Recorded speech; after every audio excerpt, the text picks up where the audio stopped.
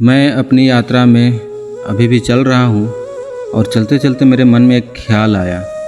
उस ख्याल को आपके साथ में मैं साझा करना चाहता हूँ और उसे आप ध्यान से सुने।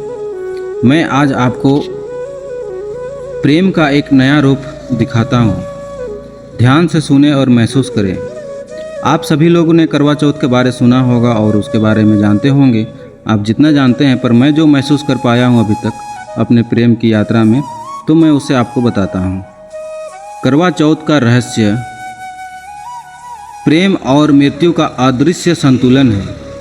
ये मेरी व्यक्तिगत विचार है, सोच है। लोग सोचते हैं कि करवा चौथ केवल एक व्रत है, पर मैं कहता हूँ यह एक रहस्य है, एक अदृश्य धागा जो जीवन और मृत्यु को जोड़ता है।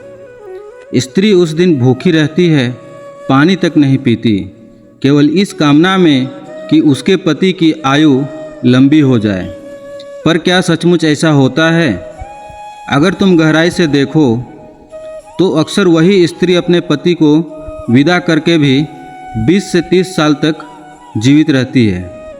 कभी मंदिर में, कभी बच्चों में, कभी यादों में। आपको पता होना चाहिए क्यों? नहीं है तो मैं बताता हूँ। क्योंकि प्रेम में स्त्री संपूर्ण होती है। वह देना जानती है। वह अपने प्राण से भी प्रेम को ढक लेती है। वह अपने भीतर पति को जीती है। इसलिए उसके जाने के बाद भी वह अपने जीवन को आगे जी पाती है। पर पुरुष के साथ ऐसा नहीं होता।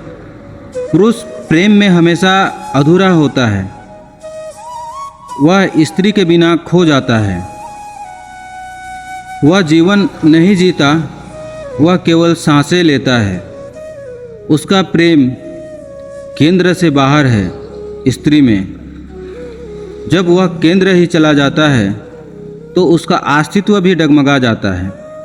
यही कारण है कि जब पत्नी की मृत्यु होती है तो पुरुष ज़्यादा देर तक जीवित नहीं रह पाता। वह भीतर से सूख जाता है क्योंकि उसने कभी भीतर प्रेम को नहीं बसाया। वह तो हमेशा बाहर किसी के रूप में जीता रहा। प्रेम अगर भीतर हो तो मृत्यु भी एक और मिलन बन जाती है। लेकिन अगर प्रेम केवल शरीर तक सीमित हो तो मृत्यु अलगाव बन जाती है। करवा चौथ का असली अर्थ यही है, प्रेम में समर्पण। व्रत शरीर के लिए नहीं, व्रत उस ऊर्जा के लिए है जो दो आत्माओं को जोड़ती है। और जिसने प्रेम को जान लिया उसके लिए लंबी उम्र की कामना व्यर्थ है, क्योंकि प्रेम में तो हर पल अनंत होता है।